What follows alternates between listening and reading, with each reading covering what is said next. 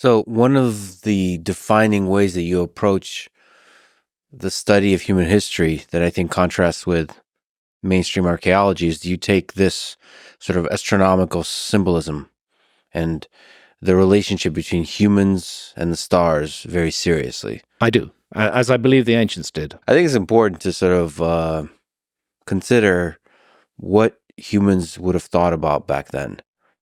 Now we have a lot of distractions. We have social media. We can watch videos on YouTube and whatever. But back then, especially before sort of electricity, the stars is like the sexiest thing to talk about. There's no light pollution. So there's that's There's and you're the majesty of the heavens. Every single night you're spending looking up at the stars, and you can imagine there's a lot of sort of status value to be the guy who's very good at studying the stars, and sort of the scientists of the day. And I'm sure there's going to be these geniuses that emerge that are able to do two things. One, tell stories about the gods or whatever based on the stars, and then also, as we'll probably talk about, use the stars practically for navigation, for example. Oh yeah, definitely. And so like it makes sense that the stars had a primal importance for the ideas of the times, for the status,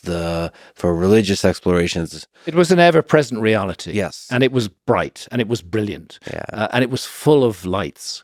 It's inconceivable that the ancients would not have paid attention to it. It was an overwhelming presence. And that's one of the reasons why I'm really confident that the constellations that we now recognize as the constellations of the Zodiac were recognized much earlier, because it's hard to miss when you pay attention to the sky that the sun, over the course of the solar year, is month by month rising against the background of different constellations. And then there's a much longer process, the process of precession, which takes that journey backwards, and where we have a period of 2,160 years for each sign of the zodiac. I think it would have been hard for the ancients to have missed that. They might not have identified the constellations in exactly the same way we do today. That may well be a Babylonian or Greek convention, but that the constellations were there, I think was very clear, and that they were special constellations, unlike other ones higher up in the sky, which were not on the path of the sun, that people paid attention to. Well, but detecting the precession of the equinox is hard,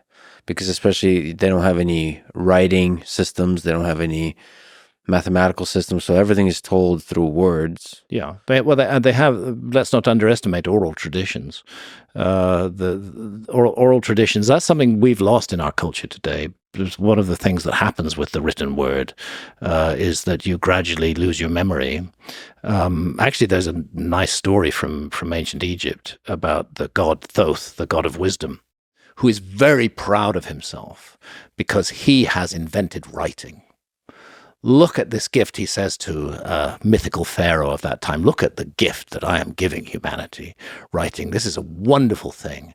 It'll enable you to preserve so much that you would otherwise lose. And the pharaoh in this story replies to him, no, you have not given us a wonderful gift. You have destroyed the art of memory. We will forget everything. Words will roam free around the world, not accompanied by any wise advice to set them into context. And actually, that's a very interesting point. And we do know that cultures that still do have oral traditions are able to preserve information for very long periods of time. One thing I think is clear in any time, in any period of history, is human beings love stories. We love great stories. And one way to preserve information is to encode it, embed it in a great story. And so carefully done that actually it doesn't matter whether the storyteller knows that they're passing on that information or not.